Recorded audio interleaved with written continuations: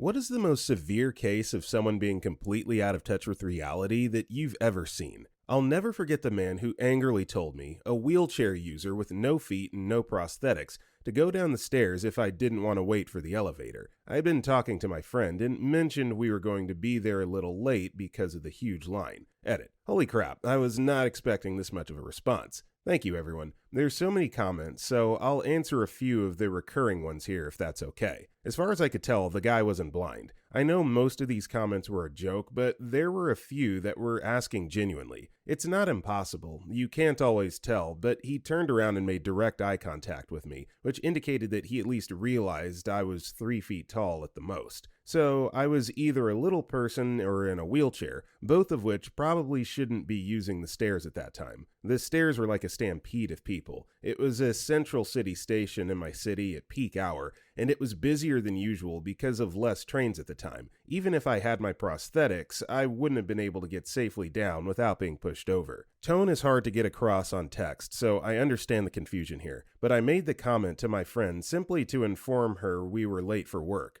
I wasn't passive-aggressively trying to guilt people. I don't think I could get to cut in line or whatever. The tone I used was more of, we're running late, but what can you do? Before the guy interrupted, I was about to tell my friend I wouldn't mind if she went on ahead. Just some context. As for what the guy was thinking, no clue. There's a huge wheelchair sports program in that area, so people in wheelchairs are very common, and many are ambulatory wheelchair users, meaning they can walk for a little while, but not very well, /safely, for very long. It's very common for those people, and myself if I'm wearing my prosthetics and using my chair, to get hassled for faking it. So maybe that's what he was thinking? That I was somehow faking? Honestly, I have no idea. As I said before, he was looking right at me when he said it. What happened after was he glared at me for a few seconds. I was too surprised to say anything in return. He seemed to have a moment of realization and awkwardly turned back around to face the door. My friend and I had a good chuckle over it after he was out of earshot. Story 2. My cousin was spoiled and sheltered her entire childhood through college. Then her parents stupidly cut the leash without any preparation and released her into society. She quickly got in trouble for bouncing checks all over town. My mom picked her up and asked why the hell she was writing bad checks everywhere. Turns out, my cousin was under the impression that as long as you had checks in your checkbook, you had money in your account. She didn't understand that you deposit in a number and then you can spend or withdraw up to that amount. Please teach your kids basic finance. Note, this was like 1996, before it turns into a who writes a check anymore discussion.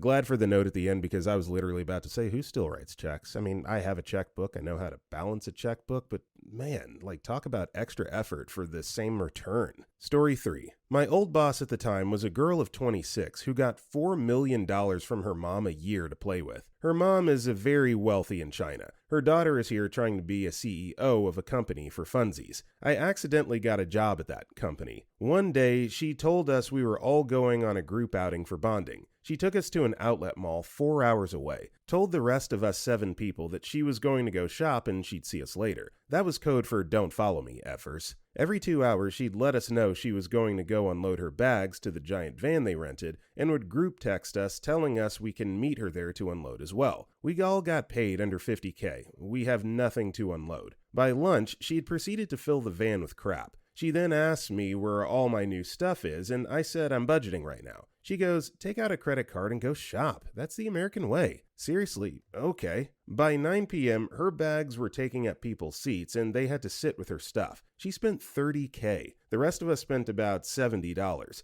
We were tired and bored and cold. To this day, I still believe she thinks she did something nice for us and doesn't understand how polarizing and not at all team bonding that was. Story 4. My parents' neighbor thought that her garden was too small for her sons to play in. So when she met my parents for the first time, the first thing she actually said was, "Can you give me some of your garden so my sons have more space to play in?" Thankfully, my parents just said no. For context, they live in a very expensive neighborhood where houses cost on average from 750 euros to $1 million. The gardens in that neighborhood are a lot bigger on average than the majority of gardens in the UK. I've never heard a story of somebody being as painfully out of touch as that woman. Edit. There's a lot of comments from Americans clarifying what our gardens actually are. A British garden is what you guys call a backyard. Story 5. My stepbrother. got into a weird Gnostic religious group and thought he could convert people by talking to them, harassing them, Socrates style, except without any ability to carry out a philosophical conversation. Also, assuming workplace is a fine occasion to do this. When he'd get fired from his temp jobs, he'd assume it's a conspiracy and fight against enlightenment. This is more funny than deluded as a side note, but one of the group activities is to have to rewrite their religious book by hand, which he diligently did, and it wasn't a small book either. Turned out he used the wrong color ink, which for some reason invalidated the whole thing.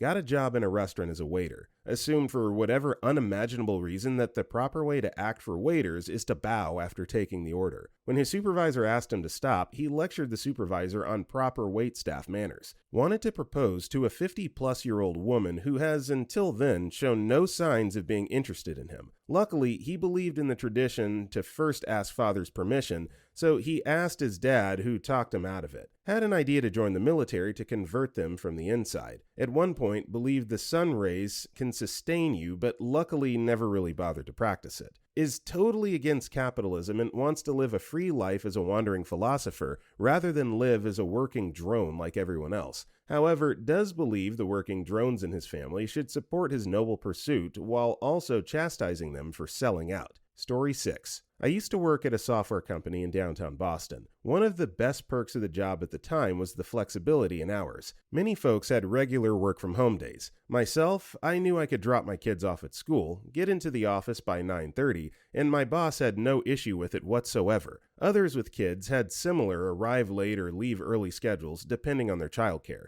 After a few years, a new CEO comes in, spends a month observing how the office works, then calls for a company-wide meeting. During the meeting, she tells everyone she believes having a full office 8 to 5 is the most productive environment, and at the start of the next month, all work from home was canceled, and she wanted everyone in the office during those set hours, no showing up late or leaving early. A lively debate ensued, with discussions of there being very little warning, to pleas of flexibility, to concerns of making necessary childcare arrangements, especially given that in many cases, i.e. schools, we couldn't adjust those times. Plus, commuting into Boston sucks. After listening to all these arguments, she finally responds with a long speech of appreciating the sacrifices everyone has to make to better the company, everyone doing their part, blah, blah, blah. She ends it by saying, I understand where you're all coming from. Years ago, when my kids were little, my husband and I had to hire 3 nannies to cover all the times we had to work. I remember we all looked around at each other, speechless. It was also the moment I realized I would have to start looking for another job. When the millionaire CEO thinks hiring 3 nannies is a relatable example to her middle-class employees,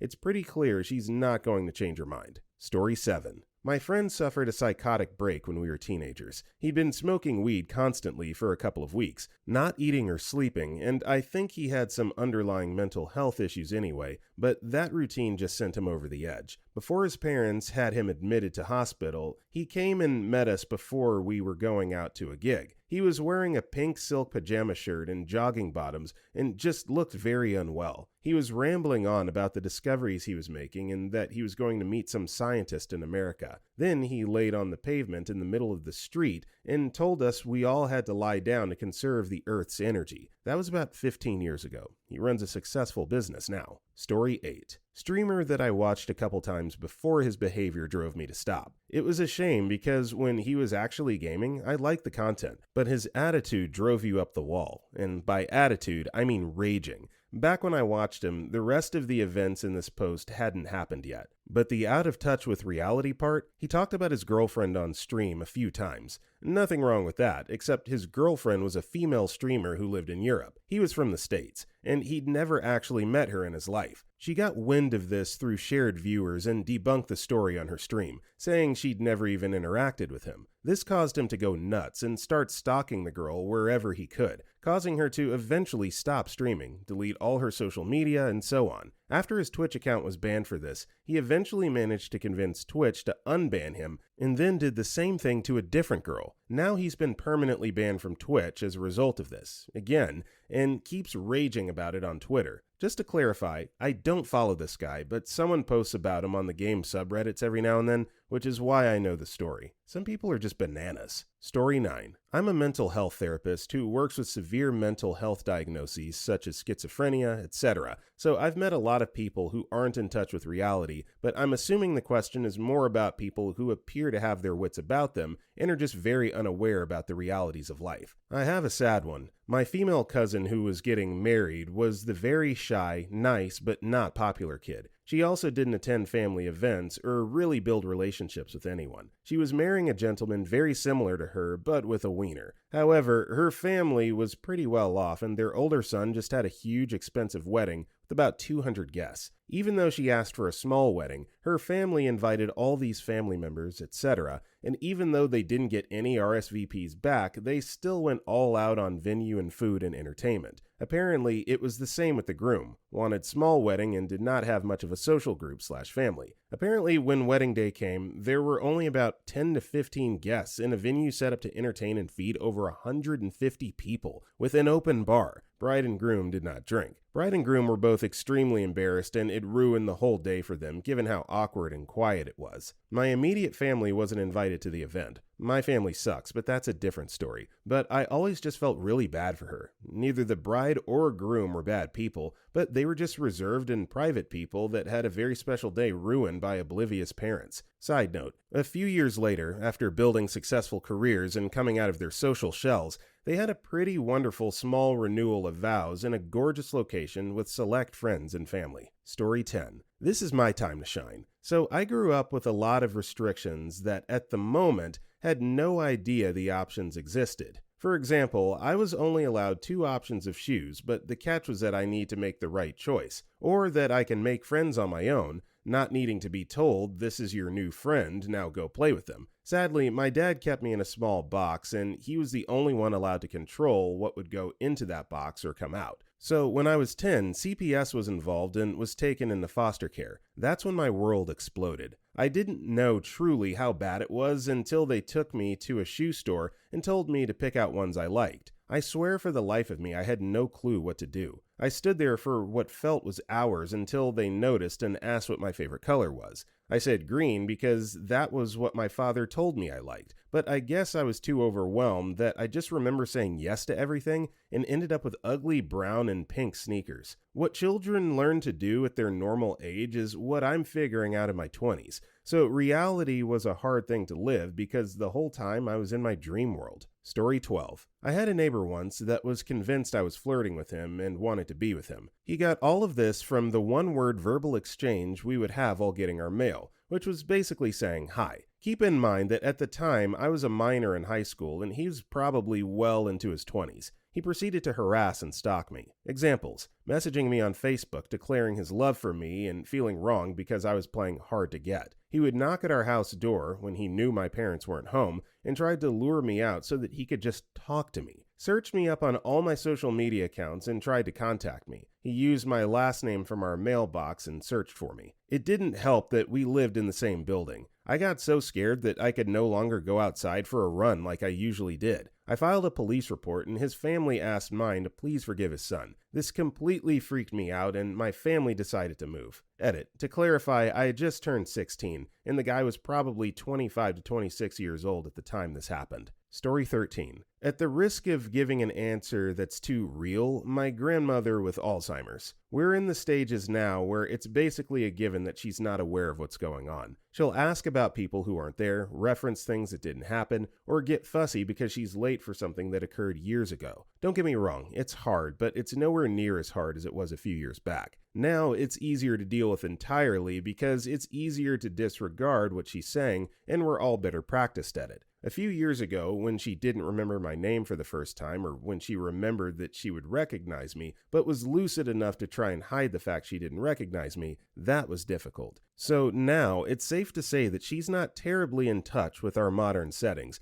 but she's still very friendly, and I feel like I have a duty to make sure she's not lonely or scared. Story 14. Quite mild compared to everything else on here, but my college classmate comes to mind. Let's call him R. R is very out of touch, a case of the classic sheltered rich kid who's never experienced the real world. R started his college career by using racial slurs and swearing at people, apparently thinking that was okay. It was not, and he was reported several times before he finally got the message and stopped. Okay, at least he stopped, right? Surely the problem is now over. Oh, wait, he says he'll have no problem buying a house. Given that there's a housing crisis, this will be interesting to watch, and he wants his first job to pay him €50,000 salary, otherwise he'll unalive himself. He hasn't yet realized that your first job will almost always be at the bottom of the hierarchy, and you'll very rarely be paid €50,000. R also thought it would be very easy to become an English teacher in Japan. In his words, quote, "You just fly over and speak English and they'll hire you." He hasn't considered that he will need other things, such as, what was it? Oh yeah, a teaching degree. He also hasn't considered that others might apply to be English teachers in Japan, and he'll have to compete with them. Edit. Actually, he apparently doesn't need a degree, but he'll still find it hard because, apparently, finding a place to live can be rather difficult. Although possibly the worst part is his weird obsession with Hitler. He keeps going on about Hitler being right, and when we protest, he says we're just being snowflakes. Apparently disapproving of someone saying that the genocide of 11 million was right is just being a snowflake. When we further explain the difference between being moral and being a snowflake, are countered by telling us that morals are just made by snowflakes for snowflakes, and that he has a right to freedom of speech. That classic go-to excuse for people who are being called out for bad behavior. So yeah, I reckon R is the person I've met who's most out of touch with reality due to his winging it attitude towards general life and his twisted sense of morality and lack of empathy. Edit. I found out from the comments that the Holocaust death toll was actually closer to 11 million and not 6 million. I'm so sorry for my lack of knowledge about this, and I feel real bad that I didn't know how terrible it really was. To anyone who may have been offended by my inaccuracy, I sincerely apologize and will make sure I have all the facts next time. I've now changed the number. I've also been receiving comments that teaching in Japan is as easy as R claims, but I've had a couple that have said it's actually quite hard, so I can't really tell if I was right or wrong about this one. However, all those comments agreed that a degree is not needed, so whoops, I was wrong with that one as well. I've added a note in the corresponding paragraph about my error. Yeah, so this R fellow, don't even waste your time or energy trying to convince him that he's wrong or that you're right. Just let him do his thing. As long as he's just saying things and not acting upon these just absolutely radical philosophies, totally harmless. Let him blow that smoke. Story 15. My mother and father were given $20,000 by my grandparents in 1965. My parents were able to buy a house with the money. Fast forward 50 years. My mother gave me and my sisters $10,000 each. She was unable to understand that we could not buy houses for half the price 50 years later and accused us of not being good with money because she was able to do it. At the time, she was sitting on a crap ton of money in the bank and was 100% aware that to buy a house in her neighborhood would cost around $1 million. So 100 times the amount of money she gave us and 50 times as much money as her parents gave her 50 years earlier. God, if I could only be so good with money as she was. Not saying that the 10K wasn't nice, just saying she expected us to become her neighbors with no understanding of inflation, while thinking half the amount she was given 50 years earlier should be enough while knowing full well the value of her house. Story 16. A friend of my husband's from college went through a messy divorce recently. The marriage was kind of a sham to begin with. The girl only wanted to marry him because her religious parents wouldn't let them live together unless they were married. But she was clearly in love with someone else, and even went so far as inviting said other person into their marriage as a third, which is fine and dandy as long as everyone is consenting. However, I don't think our friend was particularly enthused. Anyways, they got divorced, and now she lives with the third person and is very happy. But the whole situation seems to have broken something in our friend. He now spends literally all day posting on Facebook constantly about ridiculous conspiracy theories,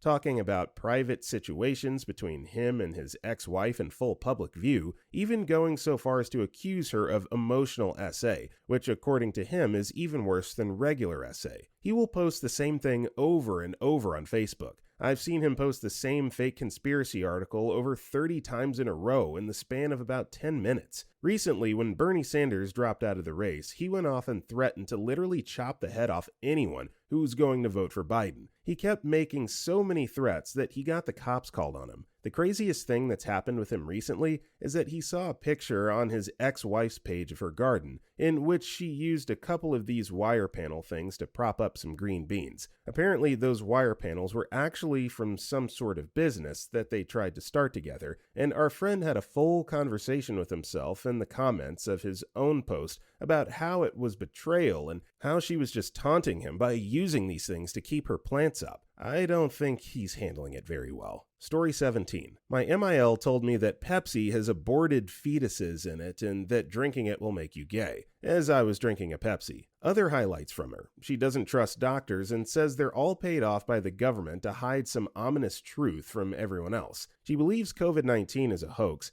and also believes it comes from 5G. How she believes both of them simultaneously is beyond me. She thinks anxiety and depression are myths and that church is the only answer. She thinks the only reason people don't like Donald Trump is because he's against abortion, and if it weren't for that, 100% of the populace would adore him. I could go on. Story 18. There's a guy I knew whose brain is completely fried and his perception of everything is just distorted, to put it lightly. I know people who have known him for a long time before he became the way he is, and I've heard different stories as to what happened. The most common ones being that he did a really nasty and toxic shot of meth and never came back from it, or he just did way too much, way too fast, over a period of time and it effed him up. Either way, it was caused by heavy drug abuse. It's hard to describe the way he is. He's not your typical skits-out meth head. He's really soft-spoken mostly, but says and does some random and incomprehensible things. He has these weird habits of doing crap like sitting there and staring at you for literally minutes on end and barely blinking, standing in front of the mirror and mumbling to himself, severe mood swings and outbursts brought on by hallucinations, etc.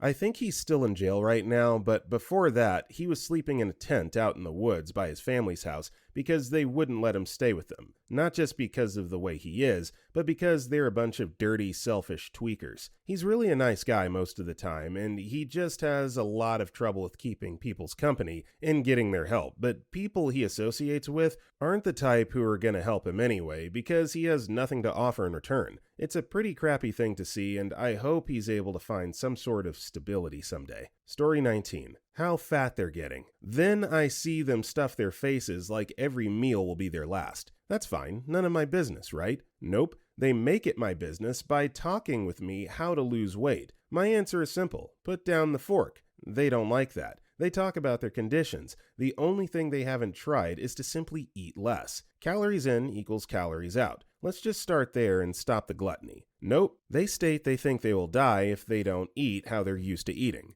Completely unrealistic. Story 20. In my acting class, we had to describe our type and other actors we directly compare with right now. One actor said John Goodman, another was a Scarlet type. Another woman described herself as a young Roseanne Barr. She was. She was bigger, in your face, and hilarious. And no, she was not racist. It helped to know our types. Then a woman that was 5'5", 175 plus pounds, cystic acne bursting on her skin in red bloody blisters. The girl that never learned her lines, by the way. A huge nose told the entire class with full confidence she was Angelina Jolie. A few dudes scoffed. Nice dudes, not douchey dudes. They were just surprised. Our teacher, who's the sweetest man, choked on his coffee and was like, anyone else on your list you'd like to add? She gave an adamant Jersey accent, no. Then we had to watch our acting tapes to see how we did in our work, and the girl freaked out when she saw herself and said, no, I don't look like that. That's not me. It's not. And ran out of the class. Perhaps she has a future in comedy. Story 21. Crazy girl in middle school. She defiantly had a few screws loose. She was friends with this girl I hang out with. Told me that she could S.A. me because she's bisexual, and that she was going to slit my throat and S.A. me. This really messed me up, and I was terrified of her. The most messed up thing was that after this, she was just like over-energetic and talkative, always happy. In the locker room, she also grabbed at me, but I pushed her off. I don't know if she actually was going to S.A. me right there and then. I'm still terrified of her. Edit, just to clear things up. She hasn't been abused, but has severe mental problems. When this first happened, the teachers all said that I shouldn't worry because, quote, she couldn't actually do anything, she wouldn't know how, and she has a few screws loose. She doesn't know what she's saying. Story 22. We'll call him Lee. I worked at a rather swanky restaurant for a year. A month or so after I was hired, another guy was hired named Lee. Lee was the saddest sack of human being any of us had ever met in our entire lives, and we had no idea how he had survived this long, let alone how he was ever hired or lasted as long as he did as an employee. The first thing you should know about Lee is that he was a hardcore gambling addict. The second thing you should know is that he was mid-divorce, but refused to sign the papers. The third thing you need to know is that his entire blood family, in addition to his stripper wife, were out to get him. And if nobody told you this, don't worry. Lee will tell you all of this within 5 minutes of meeting him. I've never met someone more obviously delusional in my life. How he was ever hired was beyond me, and he was our favorite topic over after-work drinks. Lee walked up to everyone at work and openly talked about how he was going to win the lottery. Day in, day out, he constantly bothered people for money. You know, at his job. Swear to God, he said he needed it for lotto tickets. One coworker actually gave him a few bucks once just to shut him up. I gave that guy a talking to about that. Lee would complain that his family wouldn't talk to him and were out for his house. He tried to play victim, but it was clear his family were absolutely sick of his crap and were trying to protect him from financial ruin and save the family house, which he lived in and couldn't afford. As you can imagine, Lee was an incredibly frustrating human to even be around and got yelled at by his colleagues constantly. His sad sap story grew old pretty quick, to say the least, and he constantly approached people and just started talking about his personal problems. Lee begged people for favors like a spoiled 12-year-old girl. Lee was in hundreds of thousands of dollars in debt and spent his first paycheck on lotto tickets. Lee came up to me to talk about his plan for financial freedom. My coworker and I proceeded to break out a calculator and show him the odds of achieving his scratch card dream. The 8-figure fraction had no effect on him. He was like a Westworld host presented with a photo of a nuclear missile. He just took it in stride and kept talking about the lottery. He never shut up. Lee was both a source of shocked astonishment, hilarity, and secondhand depression the entire time he worked there, but after 6 or so months, the gambling addict got caught, drumroll, stealing money, and was finally fired. Story 23. One of my colleagues believes that the tree trimmers that his ex-wife chested are him with right messages in the trees because they know the message will disappear in a couple days. He says they are all spies. He takes pictures. There's no message. He believes that people tamper with his phone, putting pictures on it that he never took. He shares an iCloud account with his son. I assume the pictures come from his phone. He believes that random people will come into our workplace and tamper with his medication, so he calls into the office periodically to ask if anyone who wasn't an employee went near where he stashed them. He leaves the medication at the office because one of our work sites is at a military base and he thinks he'll be arrested for having them. He's been offered a lockable drawer to keep his stuff in. He believes things will go wrong at our job sites. Then things go wrong because he did something wrong. He will ask questions about how to do some of our work. We'll tell him the answer. He'll respond, "I don't think so," and go ask someone else. He talks about this stuff to anyone nearby, including our clients. The rest of us constantly hear about him and how he'll spend most of the time at a job site talking about this stuff or getting angry at our clients because they aren't doing it right. The rest of us end up doing his work over again. My boss's response is, even if you, me, were in my position, you couldn't do anything about it either. Story 24. Severely underweight, had to get a few organs removed, arrests, homelessness. In his eyes, nothing is his fault, and drugs and alcohol had nothing to do with his problems. It was always someone else's fault. He usually blames the military, from when he served in Desert Storm. I don't really know how much army life is to blame for his medical problems, but the fact that he always maintained a strict diet of Twinkies, malt liquor, and cocaine probably never helped. Dad had a lot of issues that he dragged me into. The point when it really got noticeably out of control was when his behavior made him lose the house. We had trouble finding him a place to live after he lost his house to the bank from failure to pay mortgage. It wasn't that he didn't have the money, it's that he was too busy partying to give a damn. He blames his wife at the time, who tried so hard to help him until she just couldn't do it anymore and divorced him after the house was lost. It wasn't Dad's fault, it was his ex-wife's fault. He had a house being built for him by Habitat for Humanity. When you have Habitat build you a house, it's not just given to you. You have to put some work hours in. The Habitat rep let me put in actual labor on Dad's behalf, because he didn't do much hard work at this point in his life. Dad was also supposed to put in hours at their store, just painting trim, which is nice and easy. One day Dad called me saying he lost the house and Habitat ripped him off. I called the Habitat rep and she said whenever they would pick him up, he would be way too intoxicated to take back to the store. She warned him multiple times that she couldn't help him if he didn't get his act together, and even had a serious talk with him about his alcohol consumption.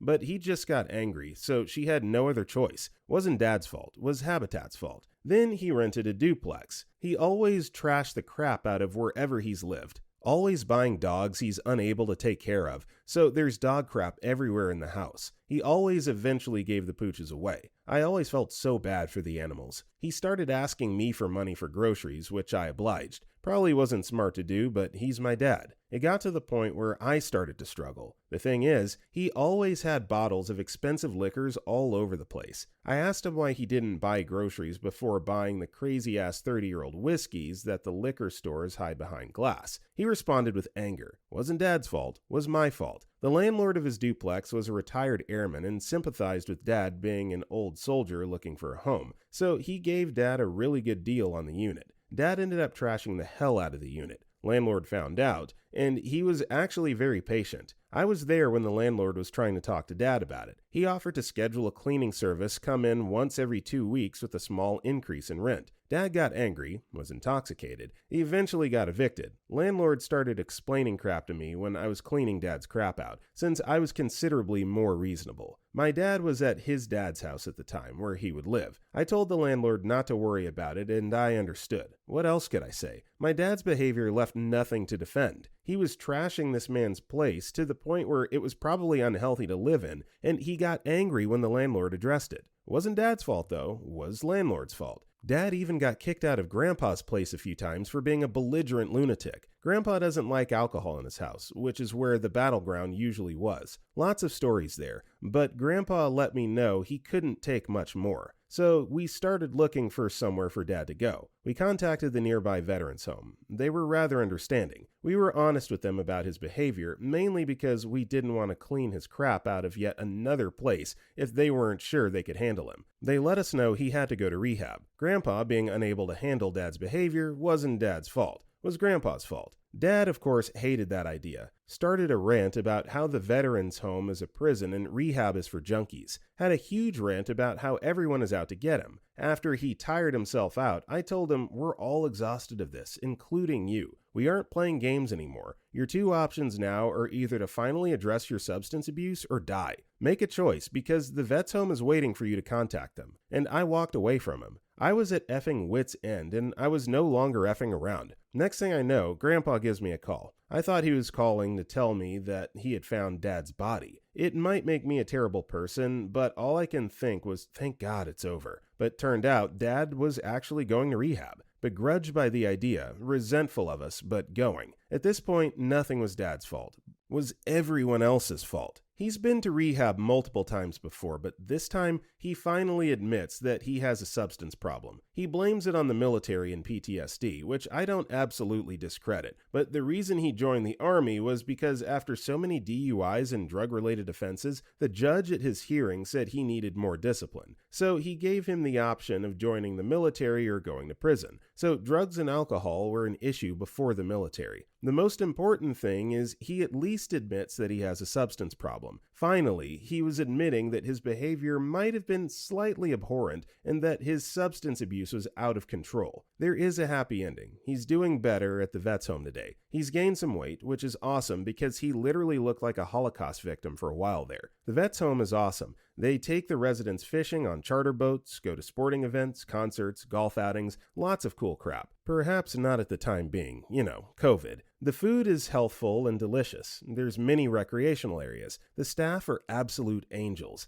Dad's visibly happier and healthier now. He even started a little volunteer job at the vet's home, where he's a kind of counselor for patients in the terminal wing of the facility. He's found Jesus, which has helped him a lot. He's even looking into trying to be a resident pastor for the home. Edit. I just realized how long this is. Started as a short response and turned into a catharsis. TLDR, Dad was a substance abuser who never thought he had a problem. Fortunately, he reached a point where he had to, or he would have probably been dead. Story 25. Back in the salad days, my wealthy uncle and his wife often had helpful offers and suggestions. My partner and I were expecting a baby. The pregnancy had complicated an undiagnosed spinal cord injury, and I was having terrible, debilitating symptoms. I needed to see specialists but couldn't afford it. It got so I could no longer work. It became a high-risk pregnancy with a loss of over half our income. My aunt and uncle contacted me to let me know they'd be willing to pay for a real wedding. When I explained that I really needed money for doctors, rent, and food,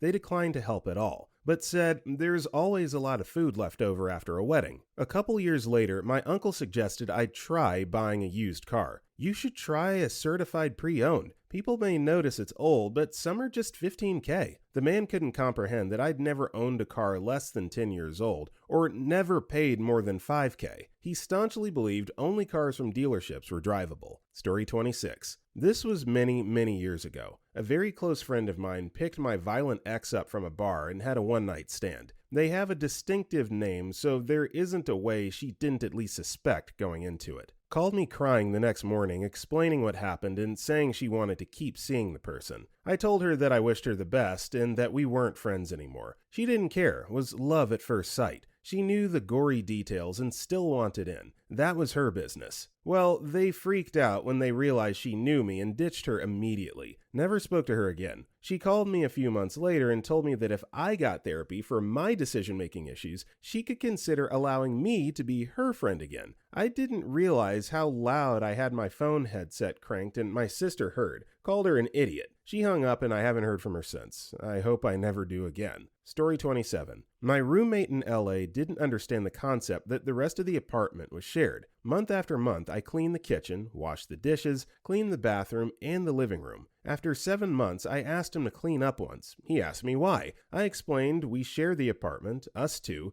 and I literally been cleaning up half the year and just asked him to do it once. He got mad and literally cleaned for like 2 minutes and said he was done. He's very sheltered. He's never cooked a meal before. I taught him how to make scrambled eggs or an egg and bacon sandwich. At his parents', he literally just leaves things like clothes or trash on the floor or on the couch or on the dining table. His mom has cleaned up after him with no complaints for 20 plus years. His dad is a successful business owner and provides all finances. I remember he was late on rent once, so I covered it, and when I told him, he said I should have waited till his dad gave him the money. I told him rent was due on the 1st and considered late after, and if we took too long, we'll get an eviction notice or late charges. He said that shouldn't apply to him since he has the money. His dad just forgot to give it to him. I also found out later he told all my friends that I was late on rent all the time and I was lazy about rent. Luckily, my friends know me well and his stories always had flaws and discrepancies, and they know he's a baby in an adult body. So almost none of my friends talk to him now, except a few that are similar to him but not as bad. So this just begs the question, OP,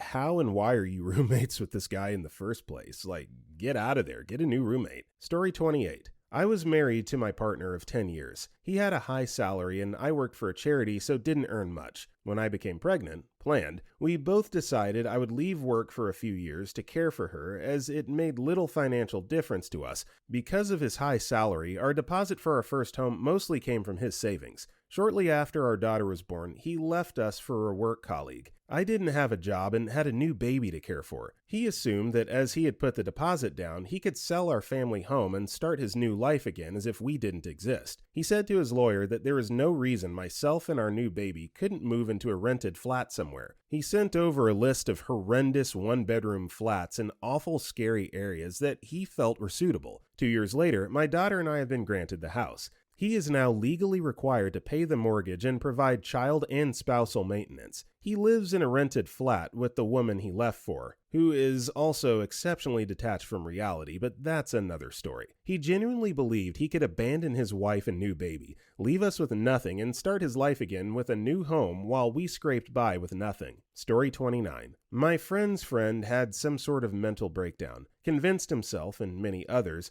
that his auntie was giving him millions of dollars. He told everyone that would listen that he'd just bought $1 million house and for all to come and party. He walked to this mansion drinking a bottle of Hennessy and called everyone he knew, and cars upon cars of young adults came to party. He goes to the front door and of course it's locked. Literally $1 million show home with the lights off. In his delusion, this was his house. So what does he do when he can't get in and there are around 25 people all standing around out front? He throws the bottle of Hennessy through the front window, smashing it through. He just climbed in and let everyone through the front door. He was sending Snapchats of his fully furnished house being like, "OMG, look at my new pool table. Here's the address, come party." Didn't take much longer for the police to come. When they arrived, he was still relaxed, just thought he could explain that he just bought the house and didn't have a key yet. He was taken away in handcuffs and had to stay at the hospital. Poor guy, just wanted to spoil all his friends and have a good time. Story 30. One of the clients I work with at a group home for teenage girls. She has a very traumatic background and has behavioral issues. Whenever I or another staff talk about real adult topics, paying rent, buying cars,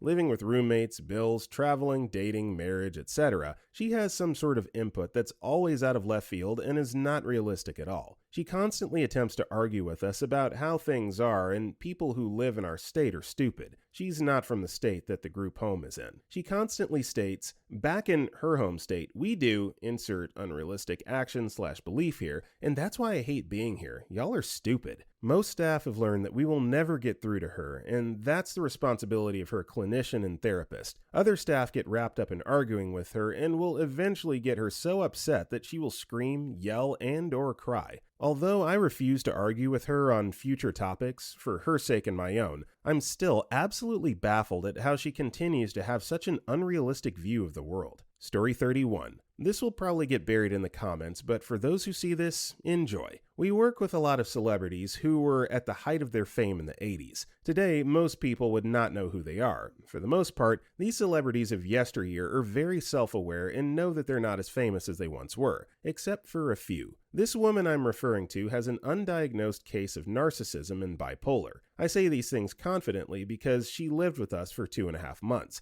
and you get to know people pretty well in close quarters. When she came to live with us, it was under the pretense that she needed to get back on her feet. She wanted to get healthy, get a job, and move into her own place. I've witnessed her work hard for the things she's wanted, so I permitted her to stay. My husband, though, was a fan of hers, so she just wanted her staying with us no matter what. I'd like it to be known that I'm not a fan of her, and I've never seen any of her work. Mostly TV appearances and one film. That film is part of a major horror movie franchise, and it was a part 5 in that series. So as she's staying with us, she's holding off on finding a job because, quote, she's too famous. She doesn't want people to know who she is. Because if people know who she is, then they'll just want to use her for her fame, like be a product endorser or other imagined things that she can't articulate, but she's so sick of fake people. When she signed up for anything that would generate mail, she would use a different last name so that no one would know she was staying with us, because she was so certain that we'd have droves of fans crowding our home. She desperately wanted back into the movie business and believed that she needed to be in Los Angeles for that to happen. So she held off on getting jobs because she thought she needed to be ready at a moment's notice. All the while applying for unemployment in her home state, which I don't know how she kept qualifying because she wasn't applying for jobs, nor was she even in the state. She believed that she could just get off the plane and someone would hire her right away, which happened when she was 18. Not exactly like that.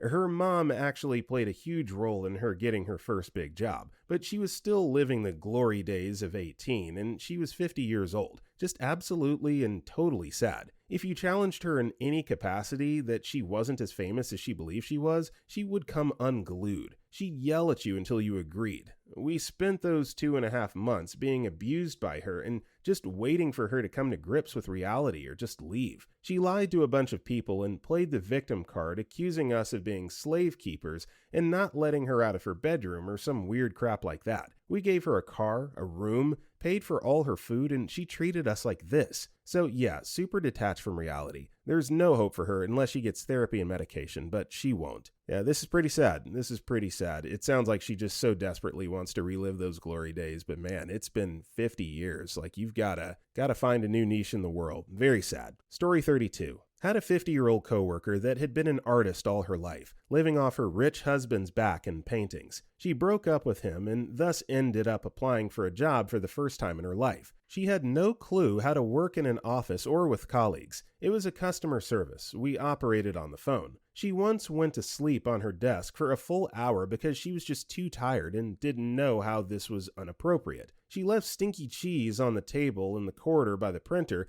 because she didn't want to put it in the fridge. She lost her driving license due to her horrid driving skills and started coming in 1 or 2 hours late every day because she didn't want to take the previous train, as she would then have been 1 hour early and didn't want to wait. She managed to erase one product from our system, which resulted in chaos for 2 days, and didn't know why it was such a big deal. When her contract wasn't extended, she thought the reason was our company being extra weird. She thought she'd find another job easily. Needless to say, she went back to painting. I felt pity for her. She was just so clueless, but man, I was glad we got rid of her. Poor thing. Story 33. It's my worst work story. I've moved to trauma after this, which is a lot easier as far as making families get it. ICU. Grandmother is 98 years old. She had open heart surgery where they wired her sternum back. I feel the surgery was irresponsible myself, but after meeting this family, I get it. They're insistent we pull all the stops. She never regained consciousness, so we put all 95 pounds of her on a ventilator. Her heart still isn't perfusing her, so we put her on a pressor, medication to pump up her blood pressure. We max it out. Start 2 more, max them out. She's on them so long at this point that when I turn her or bathe her, her entire skin is like a giant blister, and she degloves on every touch. They see the touching makes her pressure go up and are happy. It means she's in horrific pain. This goes on over the process of about 2 weeks, a gradual decline. Palliative care comes to see the family every day to get a DNR, but Granny is a fighter. Every day for 2 weeks. Every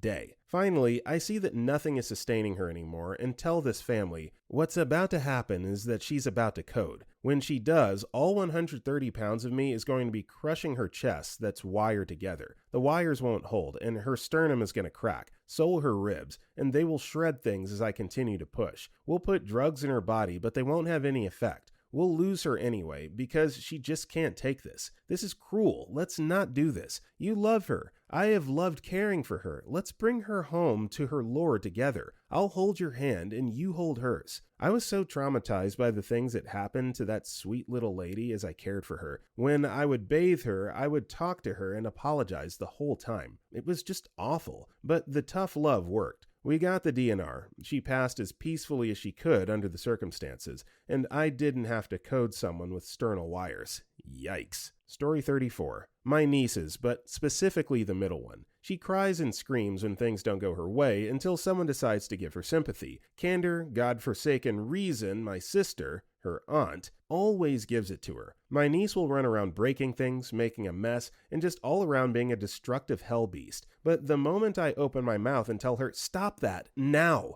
come back in here and sit down, the older one is all like, hey, don't talk to my sister like that, she's just playing. And it's the most obnoxious bullcrap I've ever seen from a child. And she doesn't act like this because she's too young or doesn't know any better, because whenever I would tell my brother, their father, that she's not listening, he would just tell me, come on, man, she's a little kid. She doesn't know any better. And the moment those words left his lips, she would come up to me, still within earshot of her father, and say, yeah, Uncle MLG50, I don't know any better. To which my brother effing laughed, so she ran off to do something else. Story 35. My dad was a successful, self-employed carpenter. Now that he's dead, my mother insists that she, quote, knows construction because she's from a construction family. She convinced a newly widowed friend of hers that she needed a new roof, new countertops, etc. My brother-in-law, actual carpenter, went to her house to give some quotes. There was literally nothing wrong with the roof and the countertops were pristine. My mother did something similar to my grandmother's house. Grandfather's in a nursing home. My mother now lives with said grandmother. She talks constantly about how she can't rent because she wouldn't be building equity, and so she needs to buy another house. She sold the house that was paid for and blew all the money on helping her friends and family in need. She makes $25K a year. All the house money was gone after a year, the equity my parents had built. She says my father was only successful because she did his books. It would have cost her about $6K annually at most in taxes and utilities to keep the house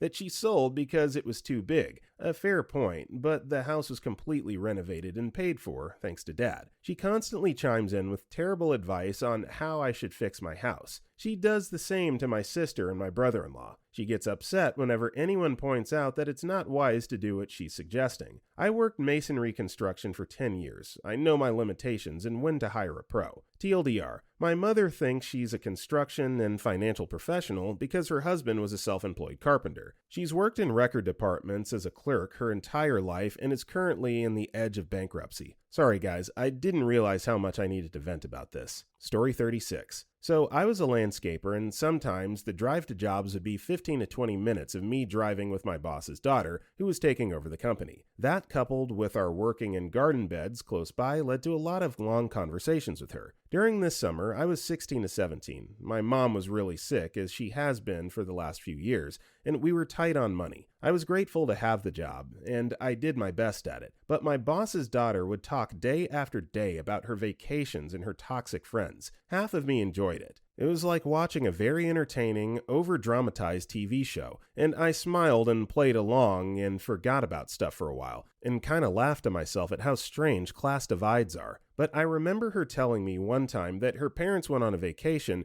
and she called her mom crying because she wasn't able to go since she had to stay behind to run the company. She was in her early 30s. She asked me what I was planning to do for the summer, if I was going anywhere or traveling with friends, and I just said this. I didn't have to work that job to survive, and I was so grateful for the luxury of being able to quit when the summer ended. But her attitude and surprise over me not taking a vacation when she did at least once a year was astounding. When I told her I've never really been on vacation, she sort of lost her marbles. She always talked about her toxic relationships, not seeming to understand herself that they were really, really bad for her and that her friends weren't really her friends. I did my best to give advice when I could, but when someone wants to believe all their friends can't be terrible people, despite their continued abuse of the friendship, there's almost nothing that'll stop them from believing that until they shake themselves out of denial. Story 37. Dentist here. I always confirm what I'm doing with my patient before I start. You'd be surprised how many people come in for their crown appointment and think they're having their teeth cleaned even after multiple confirmations,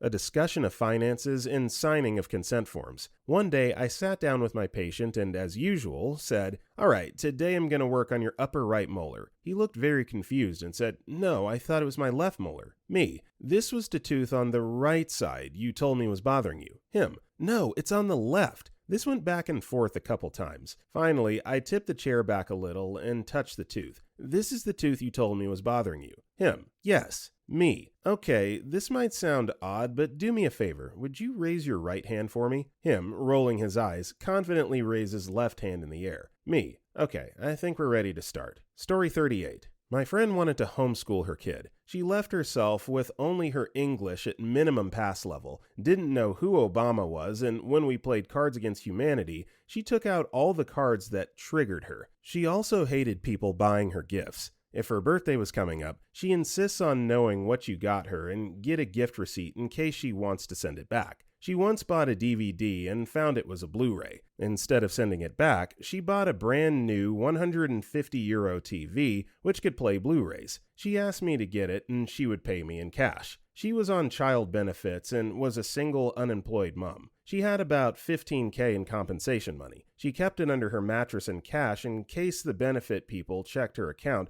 and stopped her money, according to her, even though the kind of compensation she got wouldn't affect her benefits. She said she had major anxiety but was able to sleep with grandage under her bed. Her one bed place has a serious mold problem. She has enough to move, but decided to keep her kid and herself in the flat until the council moved them so she didn't have to pay for it. She slowly pushed everyone she knew away from her for being demanding, petty, and she never had anything good to say. She was whiny, negative, and pushy. Jeremy Kyle was always on blast in front of her toddler. The only way she got her toddler to sit still was to shove a phone with a video on in her hands. Yet, she isn't letting her daughter grow up around a load of technology because it numbs the brain. I lost contact with her 4 years ago. Thank God. Story 39. A mild one, but still hilarious. Even the person could laugh about it. We were in a student dorm with about 18 of us. We got a new student that was raised very sheltered and religious. On the plus side, he was aware of this and curious on real life. He was told that he needed his vitamins and minerals, so his part of the refrigerator was milk and orange juice,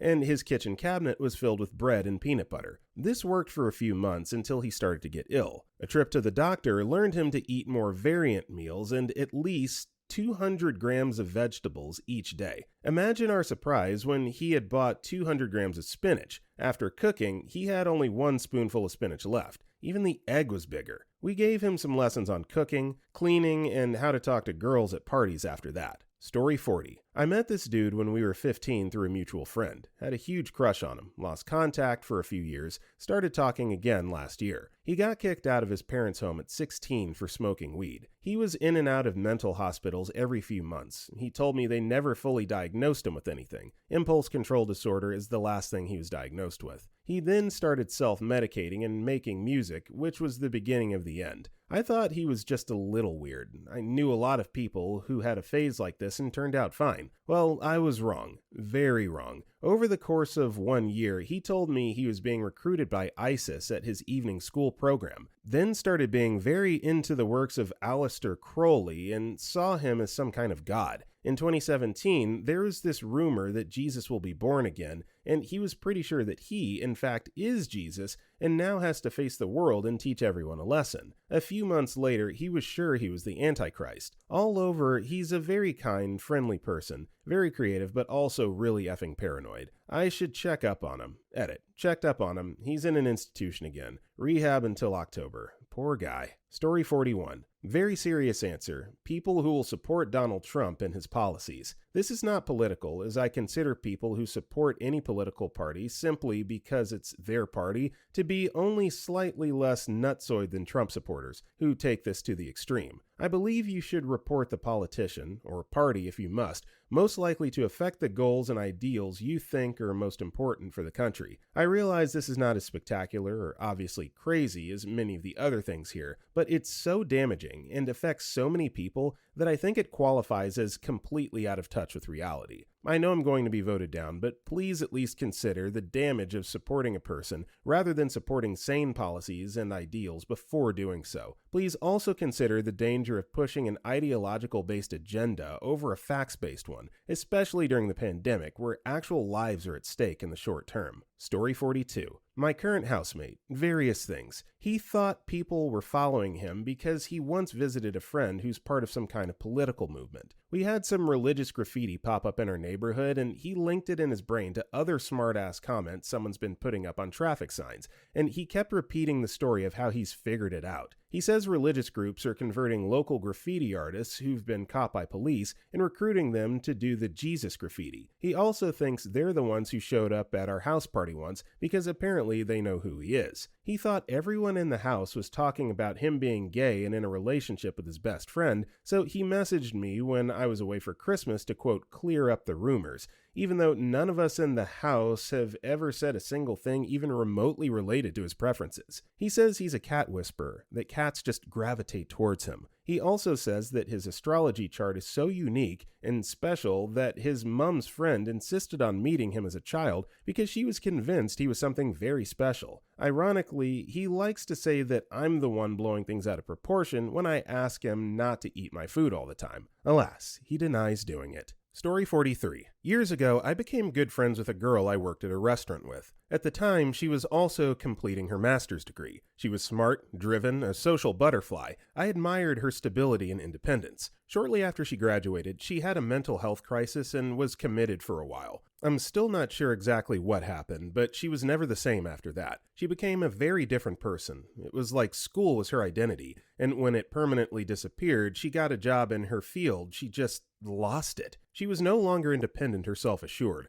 just so deeply out of touch with herself, it was like she was learning how to function. It's hard for me to find the words to describe. She was diagnosed bipolar in the hospital. At the same time that she was having this huge mental crisis, she started going to church. I don't remember if she found them or if they found her, but she joined a church group of young adults her same age and started spending most of her time with them. Within a few months of her leaving the mental hospital, these people became her main social group, and she basically stopped spending time with anyone else. She hardly saw all her friends who visited her every day while she was in the hospital. From a distance, I found it hard to believe anyone in her church group truly cared about her at all. They were so fake. She went on a short retreat, maybe a week, with her church group, probably 6 months. Post-hospital, she came back and began posting all over social media about how Jesus came for her and spoke to her, etc., etc. In summary, he told her to get off her meds. She said she was healed and didn't need them anymore. So she said she was going to talk to her doctor, and if he didn't agree, they would be doing it anyway. She definitely got talked out of that, not by her church friends. They supported her choice. I had hoped she would snap out of it, I guess, and be her old self again, but she never did. It's been 4 years or so. She's still obsessed with Jesus in an over-the-top and delusional way, and doesn't seem to have any close, meaningful relationships because of it. But she seems happy with herself. Story 44. I worked as a tour guide for some museums in my area as a teenager. One of them was an old military fortress from the 1500s. It had a wonderful view from up top, so we let tourists go up and take photos. However, we, the tour guides, also had to go up every 5 to 10 minutes to make sure there were no problems, like people getting into closed areas or damaging the building. Well, one day I go up for my shift, and the first thing I see as I round the corner is a woman standing on the edge of a platform, eyes closed, arms spread. She had her heels an inch or two from the edge, so if she lost her balance for even a second, she would be plummeting down a very high building, right into the middle of a very busy road. When I asked her to go down, she pointed to her boyfriend, who was taking pictures, and said that it was all right. As the one who actually worked there and would be in trouble if someone died on my shift, I told her no, it was not fine. She just looked at me as if she did not understand she could die by pulling a stunt like that, because gravity doesn't exist in her world, and only got down when I threatened to call security. We didn't have security, but I was just tired of her. It's actually a real problem in my country with tourists, since a lot of them believe locals are hiding all the good spots for photos behind silly little beware and do not cross signs, and not, trying to stop people from dying horrible deaths. Okay, well, I can guarantee that this issue is not secluded to OP's home country. This is a worldwide thing.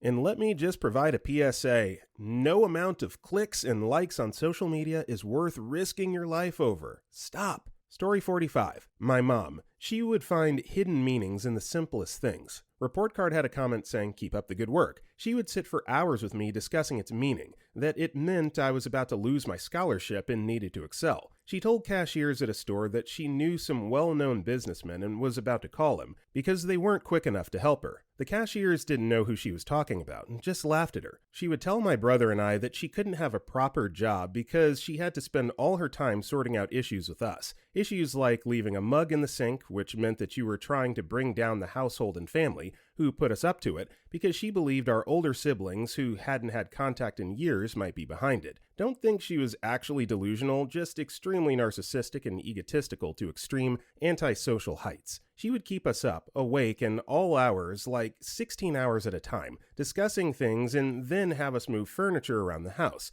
Not like a desk or chair, but whole rooms. The house never stayed the same for more than a week. Story 46. 1. While pouring themselves some wine, they said my health problems could be due to the wine, so because I can't have it anymore, I have to finish all the wine in my basement now. 2. My ex acting like we're still together when I fled to a whole different state because he became violent towards our newborn. That wasn't so much out of touch as a control attitude. He'd said no each of the dozens of times that I told him we aren't together, so obviously we were still together no matter what the circumstances. 3. Psychiatric patient. I was in the mall and then they captured me. I took Xanax and then I saw the light and Jesus saved me and now I'm happy. Me. Can I ask you, did you take more Xanax than you were allowed to? Patient.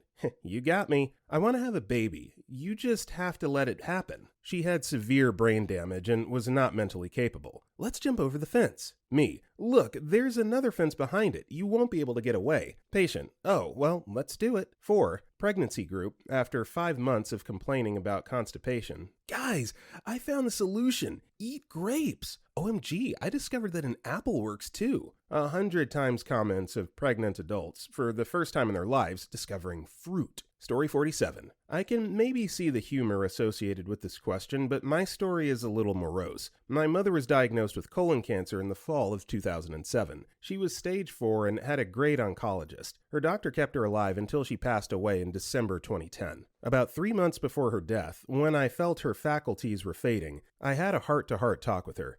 It gave me an opportunity to tell her what she meant to me and what a wonderful mother she was, and that there was never a time she wasn't there for me. Her response was that she had no idea what I was talking about and that she was going to be fine. She never acknowledged the fact that she was dying. Some might think it was because it was her way of sparing us more pain, but she actually thought she was going to pull through, even to the bitter end. My father had to convince her to sign a DNR, and my sister fought like hell to get her to go into hospice. She thought we all lost our minds. Now I'm into fighting, but she was just in such severe pain constantly. It was horrible to see her go through such agony needlessly. I never told her she was delusional because I never undermined someone's positive position under those circumstances, but she never acknowledged the situation she was in. An absolute devastating loss as well. My daughter was 2 when she died, and she was robbed of a wonderful grandmother. My mother was always grounded and sharp. I found it a tad bizarre she denied her situation considering her personality. Story 48. Over dinner one night, my father told me that, over the past 36 years married to my mother, he never loved her and is willing to give up a family, his 4 adult children, and his wife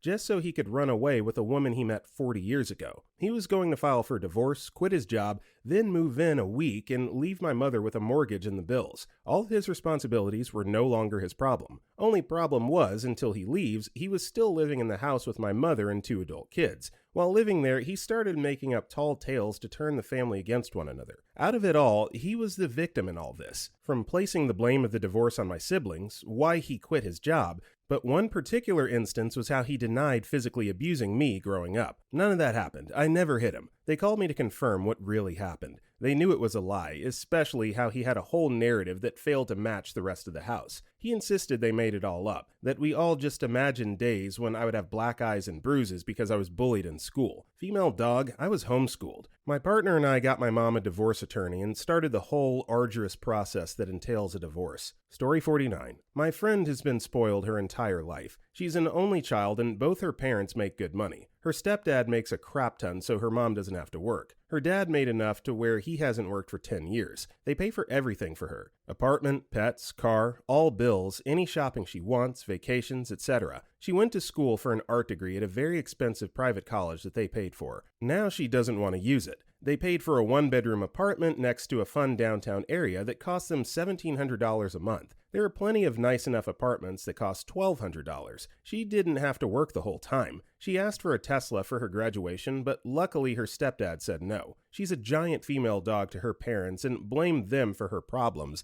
and then expects them to pay for everything. After she graduated, she decided she had to move out of state to get away from them and become financially independent. This was over a year ago. They paid for her to move, a ton of new expensive furniture. She just had to have a 2-bedroom apartment near downtown that cost at least $200 more than others. She finally got a decent job, but still didn't pay her rent or bills. She went shopping instead, and then complained about how her mom was trying to control her because she paid for things. Her mom is an absolute angel to her and just wants a relationship with her daughter, but my friend is horrible to her. She has now decided that she's too sick to work and was going to get on disability. Apparently, this is the only way she can be financially independent now. I finally explained that if she couldn't work from being so sick, then her parents could just keep paying for her life instead of abusing the system. She luckily listened. So she hasn't worked for months and complains about how broke she is. She now thinks she can sell masks on Etsy to pay for her whole life. She's the definition of a spoiled narcissist. She's diagnosed herself and others with every mental illness. She says she understands how hard life is and the struggle of life. She's so broke and life is so hard. She says she isn't privileged and that everything she has and does isn't a privilege. She's literally completely out of reality, and I hope someday her parents cut her off and wake her up. Story 50. I worked at the Sears jewelry counter. This was just before they went out of business in Canada. I can't remember all the details, but a woman was unhappy about the price of something. There was a crazy sale and a price mix-up. I explained to her something was wrong, and she very calmly started threatening me with legal action, that I was helping Sears con people out of money and could be charged. I stopped talking while waiting ages for a manager to show up, and she just kept twisting everything I had said into a case against me. I was making minimum wage and sweating because a screaming customer is ridiculous and easy to dismiss. An entitled lower/upper class woman looking through you with a goal of breaking an already crushed soul is mind-boggling. Story 51. Not severely out of touch, but definitely ignorant AF. I dated a guy who had never worked a day in his life because he inherited money from his family. Not crazy private jet money, but enough for him to live comfortably without having to worry about ever getting a job. After a couple of years together, he said he wanted us to travel an indefinite amount of time, hopping from place to place and never staying anywhere for too long. I said it sounds great, but as I'm someone who needs a job to pay my way, he would need to be prepared to support me while we did it because I can't rely on finding decent work in countries where I don't speak the language and where I don't stay for longer than a few weeks. His response that I could, quote, just find a job wherever we go, and that he didn't feel good about supporting me financially. Bear in mind, traveling was his idea, and he was essentially asking me to give up my stable, awesome life in NYC to follow him F knows where for F knows how long. We broke up shortly after. Story 52. My parents are retired and on a fixed income that they might live comfortably off of for another 30 years if they physically have that in them. While COVID-19 related restrictions are being erased in my province, my parents have been advised to maintain a more strict net because they both have quite serious health complications that would be absolutely fatal if they caught the virus. They've not finalized their will yet. My dad went out yesterday and bought his 6th motorcycle. He can't ride them. He's over 70 and has MS. His body's not reliable enough to have reflexes necessary to operate a motorcycle. The stress these purchases have put on my mom is untenable. The purchases started about a year ago. 6 brand new vehicles over the course of a year. Then when they arrive, he starts buying new parts for brand new bikes to upgrade them. Over the last year, I estimate that my dad had spent almost $100K out of my parents' retirement fund, and he does not understand why everyone is upset with him when he has what he wants and swears it's the last one. The first 2 were supposed to be the only ones. To make my mom not be upset, he makes her culpable by buying her jewelry. Now everyone has something they want. He does not understand that this furthers their instability. Story 53. About 11 years ago, a relative's toddler was run over by a lawnmower, severing the child's arm. The relative, whom I'll call Sam, was the favorite child to their parents. It was well known amongst the family that Sam was hopelessly addicted to meth, and had been for years, but Sam's parents were in total denial. I was at Sam's parents' house when they learned what had happened to their grandchild. Instead of driving to the hospital to be with the child, they immediately went about manufacturing a cover story to protect Sam. I can't describe the expression I saw on their faces as they hurriedly told all of us who had the misfortune of being in the house this bogus cover story blaming Sam's then partner. It was a mix of desperation and rage, like standing in front of someone in a state of withdrawal, dangling their substance of choice just out of reach, and praying that they won't break the chains to get to you. But it is really damn haunting to know a relative harmed their own child and got away with it, courtesy of their own parents. Story 54. Maybe not out of touch with reality, but I remember when I was young, we went to the airport with my mom to pick up her friend. We were living in Cyprus and my mom's friend was from London. So this woman's in our car and we're driving home, when suddenly she points outside through the window as she's sitting in the back seat and says, "Oh wow, I didn't know you guys could see the moon from here." To make it even worse, she wasn't pointing at the moon. She was pointing at the moon on a restaurant sign. It wasn't even the actual moon. She just didn't see the picture of a moon was on a tall sign with a dark background. Ha! God damn, me and my mom were cracking up for 5 minutes straight. That woman must have felt so bad. I kind of feel bad for laughing so hard back then. Edit. When I said I didn't know you guys could see the moon from here, she literally meant she didn't think the moon was visible in different countries. Story 55. There's a man living in Spokane, Washington. I won't say his name because I feel that's not allowed, but a lot of people know who he is. He has lots of mental health issues, but one of the main ones is that he's a huge narcissist.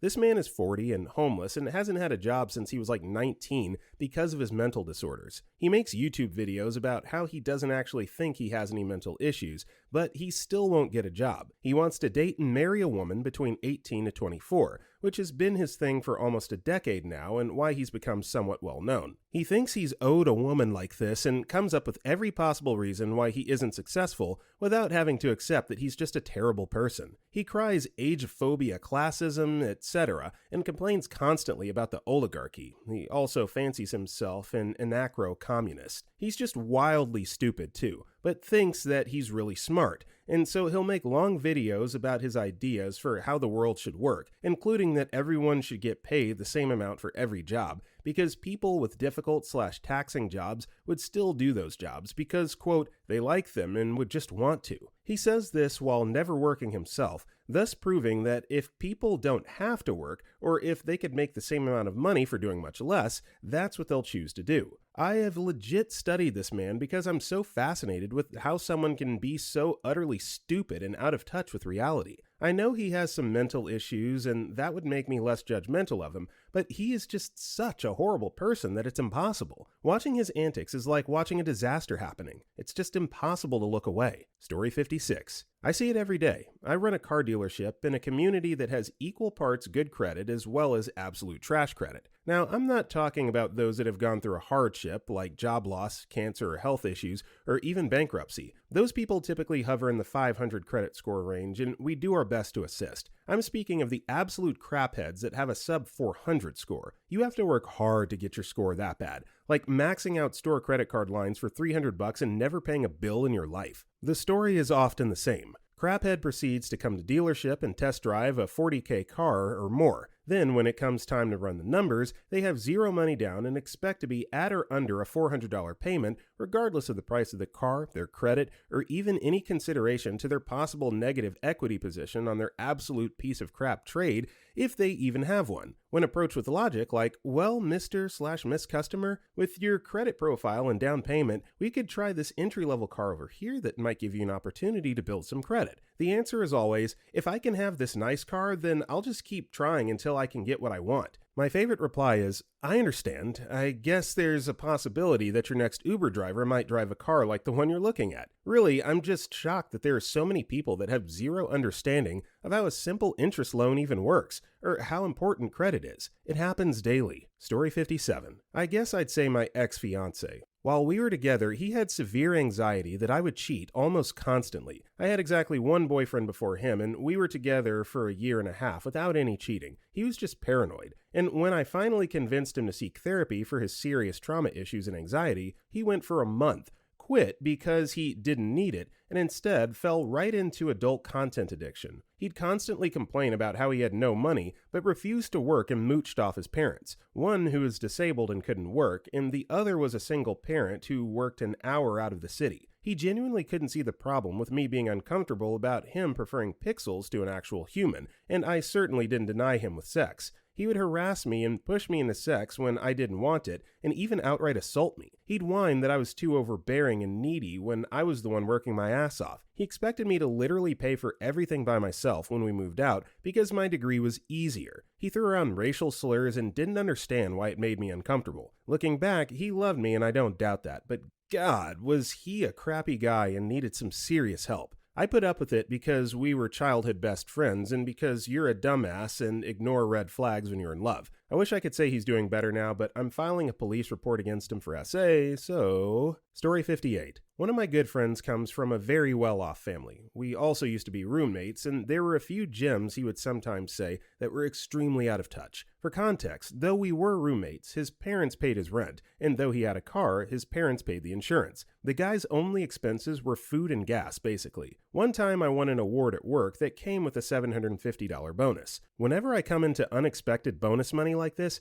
I like to spend it on something a bit superfluous that I would otherwise never justify spending money on. So I bought some AirPod Pros. My roommate starts talking to me one day and he's like, some people have different views of money. Like you with your AirPods, you only bought them after you won that award at work, and it was like you specifically put that award money towards it. But me, money comes and goes, so I just buy what I want when I want. Right. Yeah, that's what happens when you don't have to work for your money, I guess. Story 59. I, F60, was in the car one day with my sister, F57. My sister has Down syndrome, but is considered highly functional. I kept smelling a really foul odor. I mean, putrid. I had just showered, but I checked myself anyway. I pulled over, vomited, and checked the car out. Nothing, but it still smelled like rotten meat or something. It made my eyes water. As a nurse, I'm used to all kinds of foul-smelling things, and while this wasn't the absolute worst, it was a close second place. We get where we're going. I park the car and begin to get out. You know, put your keys in your bag, find your wallet, etc. My sister, on the other hand, just gets out of the car. As she raised her ass, the most gut-wrenching, heinous smell hit my face. It was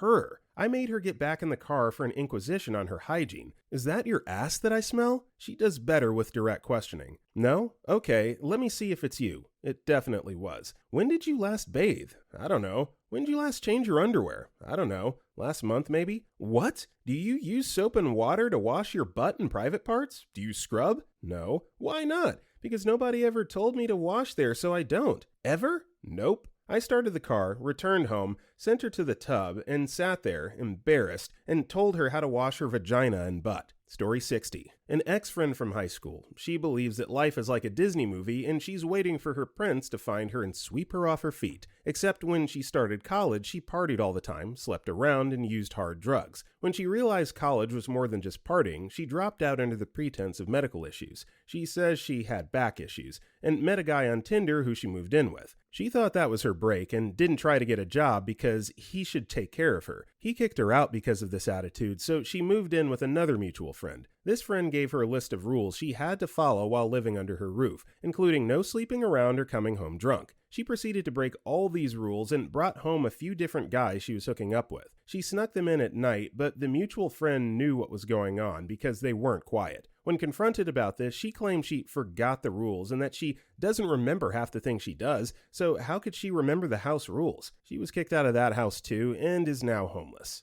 Story 61. My friend became extremely religious. Every time we talk, he always brings God up. I don't mind because he's my best friend. The most out of touch was when he tricked me into a prayer. I was talking to him on the phone and just catching up when he told me to hold on real quick. Thought he had to get something, but suddenly I heard him go to his truck and turn the stereo on. I was expecting to hear music, but it turned out to be what people would hear if you went to church on Sunday at noon. He started praying out loud and I didn't know what to do. I think he wanted me to say the Hail Mary with him. I stayed silent for probably 5 minutes before I said, "Sorry man, I have to go." He understood the situation and said it would have been nice to pray with me. I told him I would, but it would have to be when we're actually in church together. We live on opposite coasts in America. Story 62. An ex who was visiting when we had our big quake. Now, she was an exchange student who was raised extremely wealthy, so it kind of warped her perception of the world. It wasn't bad when we were teens, but got worse after we broke up. It really stood out during the quakes, though. Starting with the quake itself, while parts of the roof lights and ornaments was falling in on us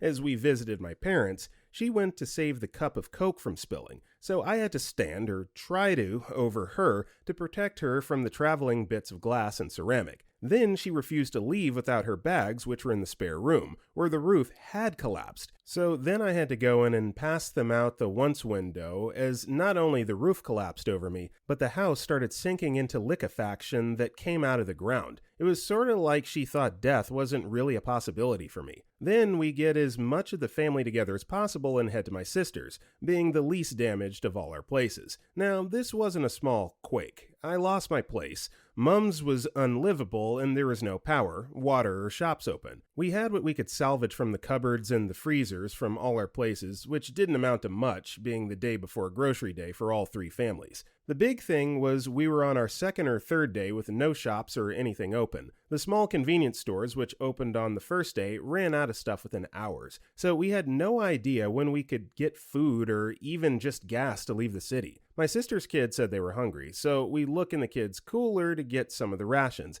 and there was nothing, literally nothing. My ex ate every single bit of the kids' food without telling anyone, which meant all there was left for all 11 people was about 14 sausages and half a bag of potatoes. The ex just didn't understand we physically couldn't just go out and buy more, or pay someone to give us their food or gas. Later, after family got us out, we left when the airports reopened because it suddenly got boring, with half the city gone and everyone in survival mode. She asked a few months later, asking if all the damage had been fixed yet. 10 years later, and we're still only halfway to rebuilding the city. Story 63. Happened to me yesterday. This last year, I lived in a house with 4 other guys. Due to COVID, 4 of us moved out to be with our families, leaving just one. During his time alone there, his girlfriend moved in with him. They got the house disgusting. Black mold everywhere, piles of dirty dishes, literal piles of dirt on the floor for no reason. The rest of us, knowing about the state of the house but wanting our security deposit back, agreed to come help clean the house out yesterday since our lease ends at the end of the month. As I was on my way driving there, the guy who has been living there tells us that he's done a ton of cleaning already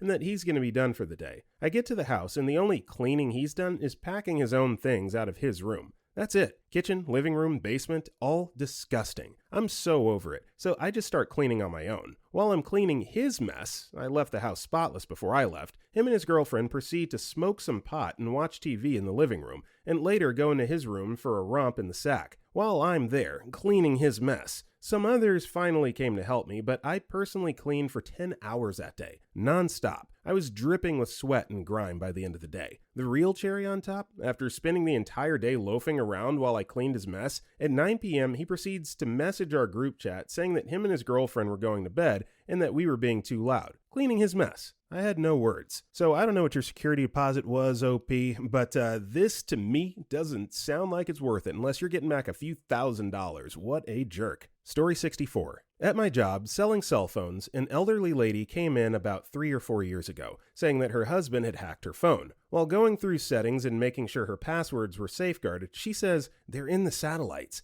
Who's in the satellites? The hackers, my husband, the cameras. They're always watching me. This was my cue to finish up whatever could be done for this woman. I could tell that it was a little more than just the phone. There had to be some sort of mental instability. Eventually, however, this did not prepare me for her to return to the store tens of times over the next few years complaining of the same issue, to the point that she had one of my now retired coworkers go over to her house to unhackify her home. Her husband eventually canceled his phone on her account and left the marriage. When he came in, I dealt with him and he told me she's not in her right mind. This accusal had been going on for over a decade, apparently. I hope they're both doing well, to be honest. Story 65. For background, I was a single dad for a few years. Loved it, and couldn't have done it without my folks' support. They picked him up from daycare so I could work a full-time job. Bless them. I had a client that hired me to walk her dog, and during the interview process, she asked about my history, and I shared that. Fast forward 2 months, and I run into her as I'm picking up her pup.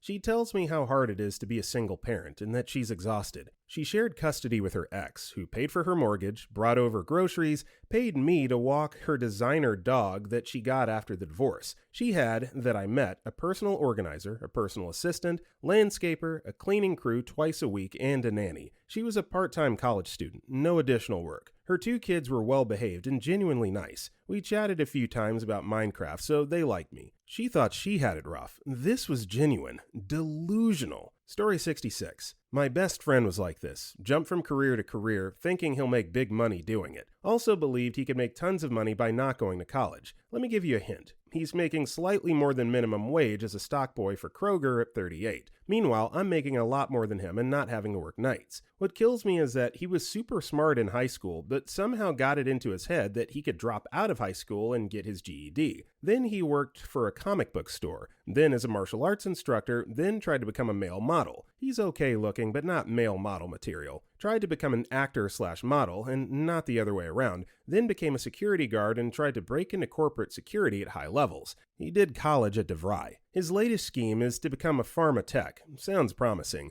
While going to college for his bachelor's in anthropology. He wants to get his PhD in digital anthropology. I give him props for his ambition, but he just has horrible follow-through. I fear he'll likely remain a low-level employee until he's in his 70s. Story 67. One guy I used to work with stunk so bad that customers asked if we had a sewer leak. Got mad when somebody spoke to him about his hygiene. It was a minimum wage job, and he also tried to claim that he's a millionaire and all of his supercars and mansions were in Florida. I'm in Minnesota. Another girl I used to work with thought it was cool to lie about tragedy. Her dad had apparently died and she came to work the next day. She apparently had a daughter, turned out to be her cousin that she does not have responsibility for, made up stories about her daughter getting beat and cut up, but apparently CPS wouldn't intervene, made up a story about getting SA'd, but then wondered if she should try dating the guy. Whenever her friends came into work to meet up with her, you could tell none of it was true, and if you saw her social media pages, it became clear it wasn't true. When work wanted documentation of some of these things to submit the proper paper trail for missing so much work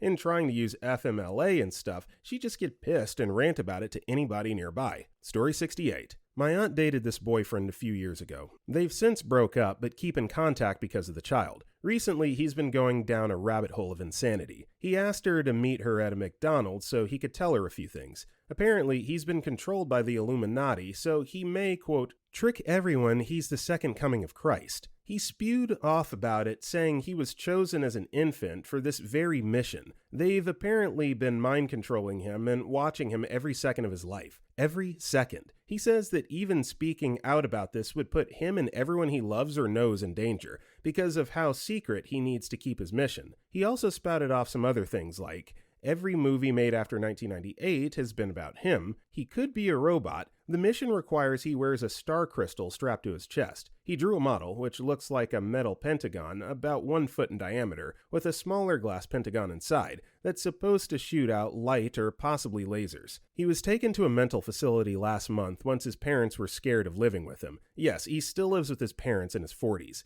He's reportedly doing better now. Story 69. I had a very sweet roommate in college who had grown up in a deeply religious household. Even though she'd been in public school, her parents pulled her from sex ed and filled her brain with some very, very incorrect facts about sex. Fast forward to sophomore year. She meets a very sweet boy on summer break in Disney World and they date. She flies out to visit his family on spring break and comes home even more in love with him. But a few weeks back into the semester, she finally breaks down and tells me that she missed her period and thinks she might be pregnant. She had a lot of trouble talking about the details, but she told me she hadn't told boyfriend yet. We agree to get her a pregnancy test first thing the next morning and take it from there. After a bit, she settles down and we joke a bit. I can't remember exactly what tipped me off, but I realized she'd not actually had sex with the guy. I then asked her specifically what they'd done, and turns out the guy had come in his boxers while she was wearing underwear and they were dry humping. She was just so misguided. She really thought she could get pregnant from sperm just being around her. The next morning, I bought her a test to reassure her, and of course, she was not pregnant. I also made her tell me all the bizarre sex myths she'd been told. The whole thing was so bonkers. Story 70. I used to live in a third world country during all my childhood. When I turned 18,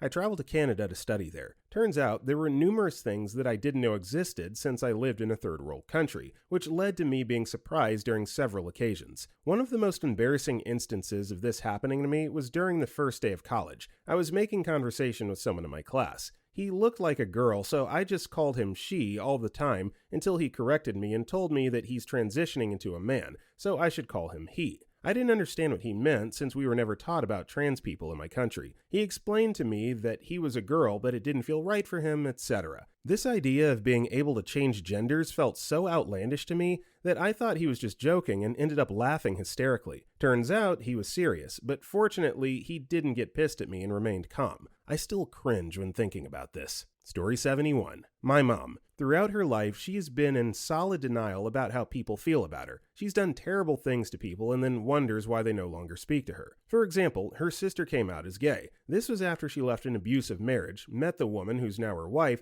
and left her husband after years of secretly being abused. My mom sent an email to everyone in the family and told them that her sister had been in an abusive marriage and was now gay because she had been SA'd as a child, outing the SA'er as well as sharing her sister's very personal stuff. And obviously, you don't turn gay because you're abused or SA'd. Her neighbor's husband died unexpectedly. Somehow, my mom got in her head that the wife poisoned the husband and spread the rumor throughout the area. She's still in shock a decade later that the neighbor doesn't speak to her. I was 20 and pregnant and came home to live with them. I threw up and had to leave for work and wasn't able to clean it up. She kicked me out. I had to live in a tent for weeks until I could find an apartment. She wonders why it took me years of therapy and reflection to ever speak to her again. Story 72. I watched the video, Do All Millionaires Think the Same?, where they get a group of millionaires and ask them questions. One question was along the lines of, do you know what it feels like to be poor? And one person said they totally understood it because when they were in their 20s or something, they lived with an abusive partner in their penthouse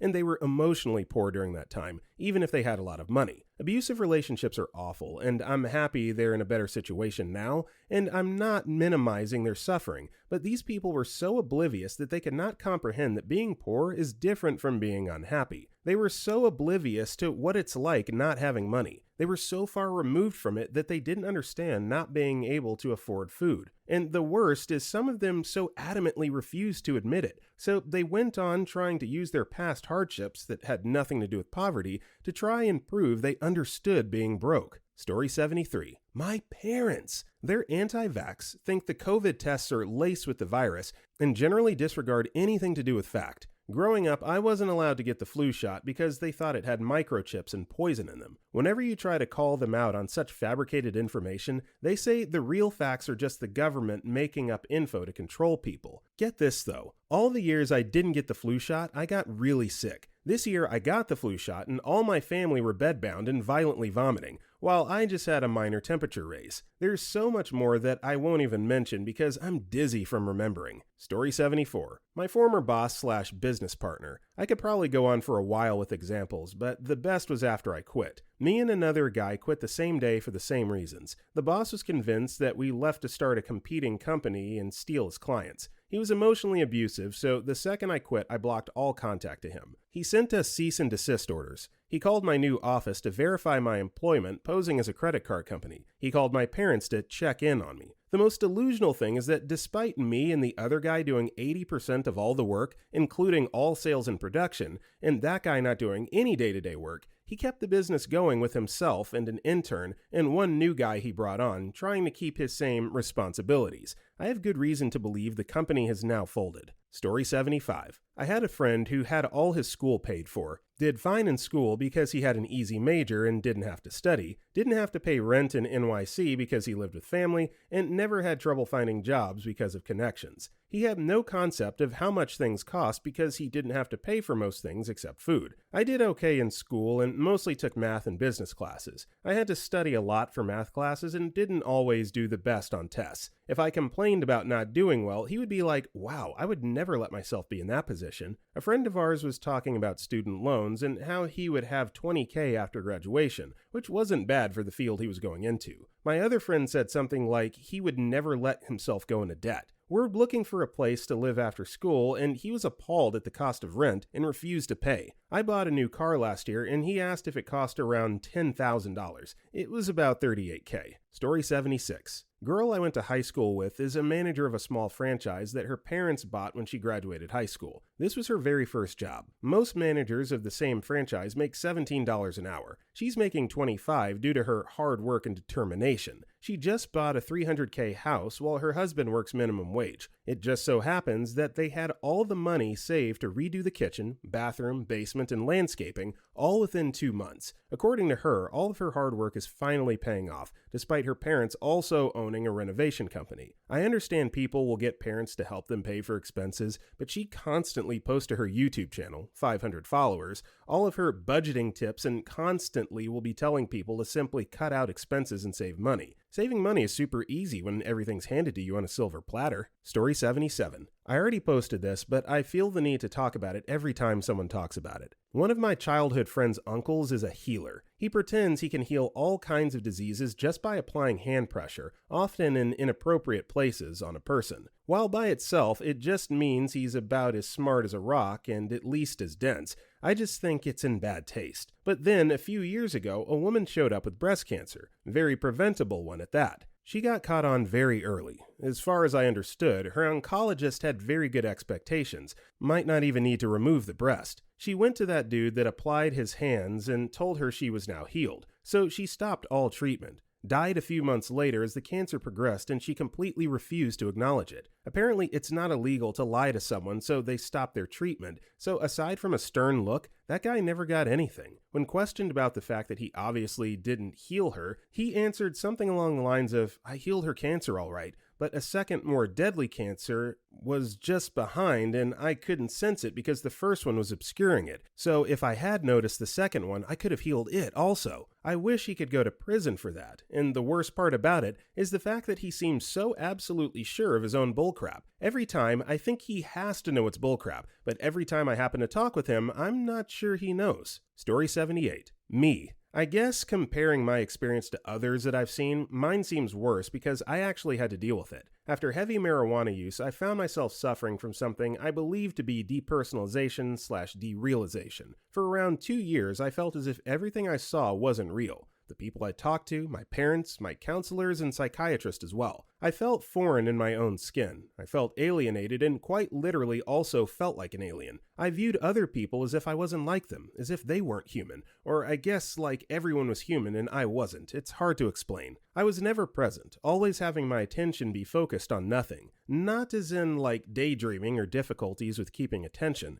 I was almost literally just thinking of nothing. A blank 1,000-yard stare usually is what people were met with. I'd like to say that I'm not fully recovered and still deal with this here and there, but it took time and work. If anyone reading this is/was dealing with this or something similar, you're not alone. Story 79. My dad. He was a meth user for over 10 years, finally stopped using in October, and he was convinced that my mother, who worked 8 to 5, was supposed to clean house, cook dinner, and wait on him hand and foot. Note that for the past 4 years, my mom has had to commute 30 minutes away, and if she needed to go to the store, she would get home around 6:30 to 7 o'clock at night, if she left right at 5. He would constantly bring tools and other expensive items into the house because he didn't want them stolen by other drug addicts that he brought to our house. Then, when he actually talked to and about the addicts, he would defend them and act like their best friend. Also, my sister. She expects people to pay for everything for her. My dad was arrested when I was 2, and my sister is 7 years older than I am,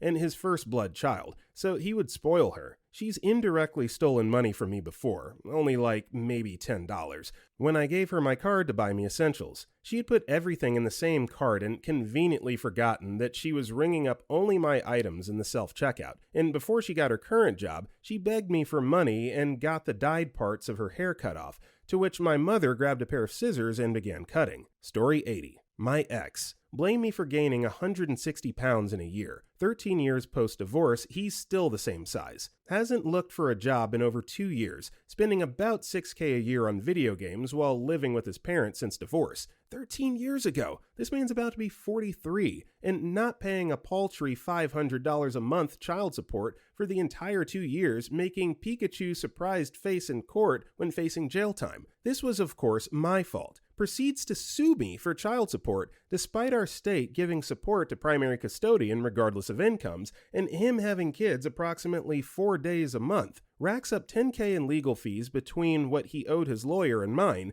spent 5 days in jail, my fault. Argued with a judge about 8 years ago when asked why he cashed insurance reimbursement checks for dental work on the kids. I paid 100%. He should have turned checks over to me and paid 50% of remainder by court orders. He cashed about $2,000 in checks and paid $0. When judge interrupted, lawyers asking him what the F he was doing, he deadpans, "But the checks had my name on them, so I cashed them." Judge asked him about 10 more questions. Did you have dental work done? Didn't your ex-wife give you receipts, etc.? His response was to just go, "But the checks were written to me, so I cashed them." His plan when we were married was to win the lotto, open a video game/PC shop. I was to do accounting and inventory, man the counter, and do all the PC repairs. I guess I didn't get a say in doing all the work of running his store. He was going to sit there and play video games. The real kicker? He didn't buy lotto tickets. I was an a-hole when I pointed this out. Story 81. Worked at a company where my manager's manager was extremely on my ass about everything. Don't know why, our personalities just didn't jive. He was also a workaholic. Emails you at 11 p.m., then calls again at 11:30 to ask for an update on a Sunday night style. For whatever reason, one of his biggest things was monitoring us lowly engineers' hours. Like walking around checking for who's at their desk was his passion. So there's the framework. Dude's a hard ass about time, doesn't like me. Knowing these things, I make sure my ass is in my chair at 8 a.m. sharp every day. Most days, I'm the only one in our department until around 8:30, but nobody else gets his crap but me. But whatever, I'm a grown-ass man, I can take it. One Thursday, I power down the PC at 4:37. 7, like always, but instead of sitting there until 5, I just get up and go. Of course, I run into Supermanager. He looks at me, points to his watch, and says, "Leaving early? It's not 5. I stop and look at the clock on the wall behind him. The time is now 4:59. I tell him by the time I get to the parking lot it will be, and walk past him out the door. I feel like I handled it the best possible way I could. The very next day, Friday, I'm working on some crap I want to get done before the weekend, and time gets away from me. It's 5:15. I get up and walk through the office, and again run into Supermanager. "Leaving early again, huh?" he says with a crappy little grin. I stop, look at the clock on the wall once more. It's 5:15. I'm leaving late, actually. And once again walk past him and out the door. Dude was ridiculous, but hey, I switch positions and never have to see him again. And he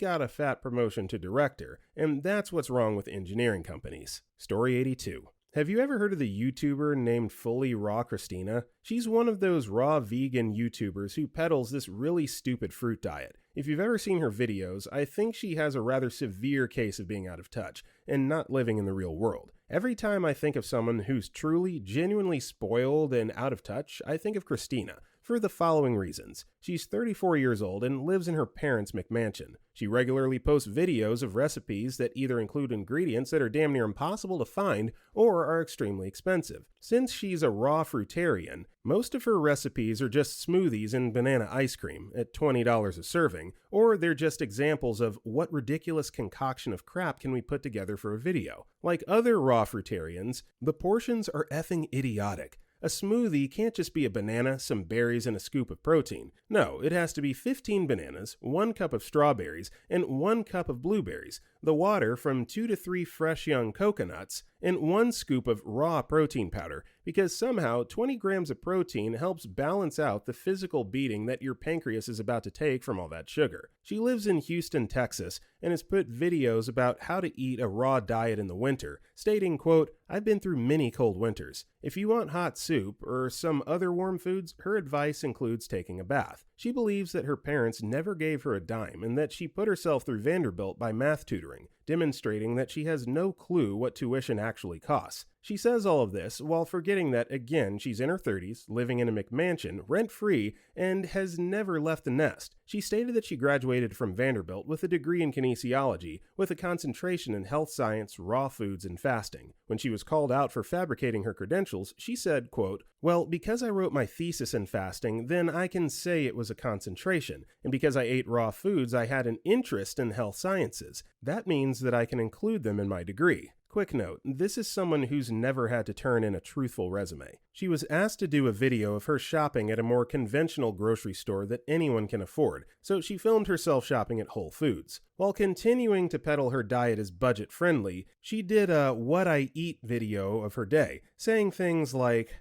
"And this only costs a few dollars to make." Her day ended up costing around $20, implying that $600 a month diet is reasonable for a single person. She flew to Bali, but her passport was about to expire, so she was sent back to the US. She sat on an airplane on her way to Doha and vlogged herself crying like an infant. When she finally got her passport updated and made it to Bali, she was bitten by a wild dog. She was refusing to get rabies vaccines because she was afraid of needles and was anti-vax. Her friends and family begged and pleaded for her to get the shots, until she begrudgingly obliged and again cried like a effing infant over it. She now hosts regular retreats in Bali. You too can join Christina in Bali to eat bananas and do yoga for the low cost of $5,500 for a shared room. That means that you and some other dusty-ass hippie who hasn't bathed for months are going to be shacking up together. And this one room earns Christina over $10,000 for 1 week, and that doesn't include flights. She recently posted a video about her supplements that she recommends. This was low-key COVID-19 advice.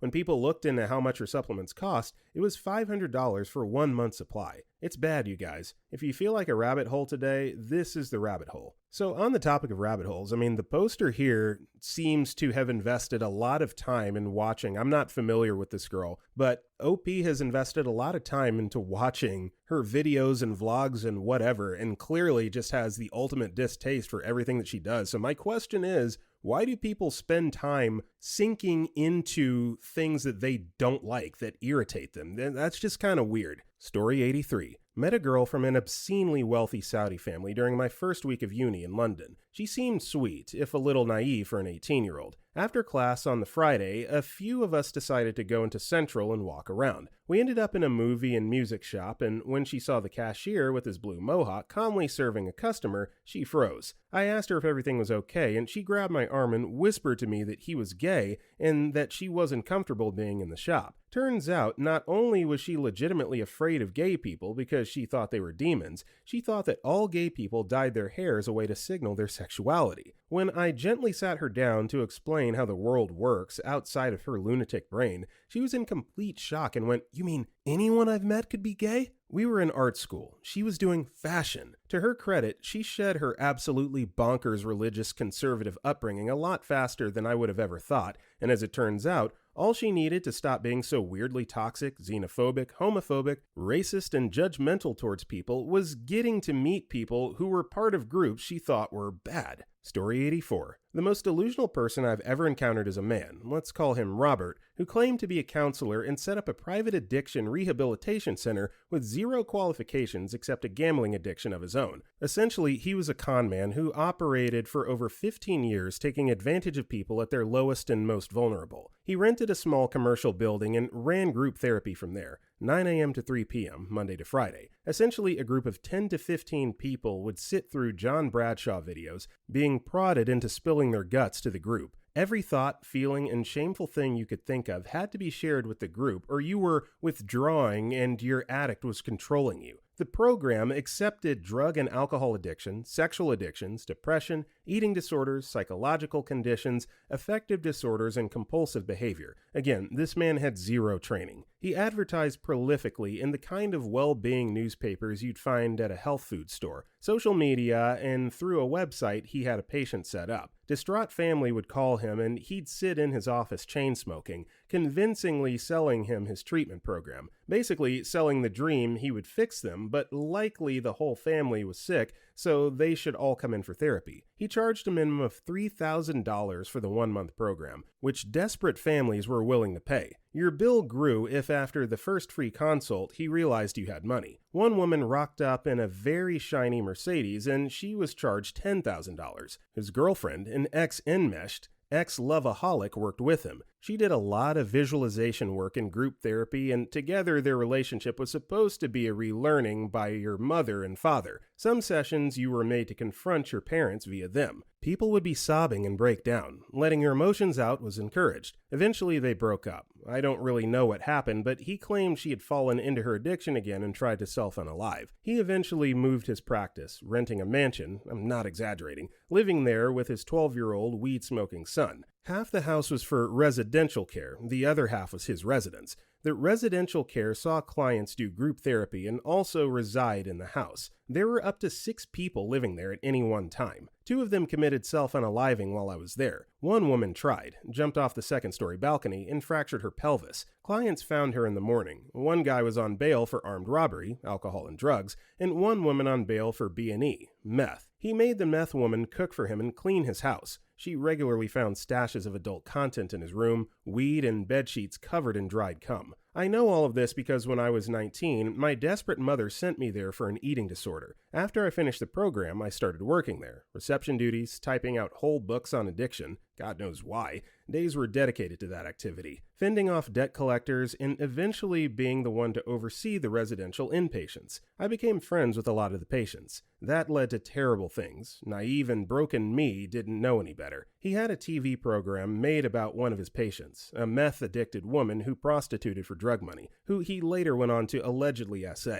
The health department was off and on investigating him and his practice. There were claims of SA by him and malpractice. He would change the business name frequently. Oh, and he constantly hit on me, 30 years his junior. I could write a book on this. There's so much insanity there, but mostly his absolute delusion he was helping these people. I'm still in touch with some of the people I met there, and we all say the same thing. At our most vulnerable, we were fooled into a cult by a con man. I'm sure he's still practicing in some way. His services are still all over the internet. Holy F, I just Googled and he's in jail. Story 85. My father's done drugs since before I was born. When I was 12, he got really bad. High every day. Heart literally had stopped 3 times since because of his heavy drug use. He moved in with a man who had attempted to SA me, and upon the revelation that the man had done that, proceeded to pretend it never happened. During this whole time, my mom held down a full-time job, often with overtime, in order to support me and my 4 younger siblings. She's basically the only reason any of us are still alive, especially the younger 2, since they weren't old enough for school and Dad would often leave them home alone to go do drugs with his friends.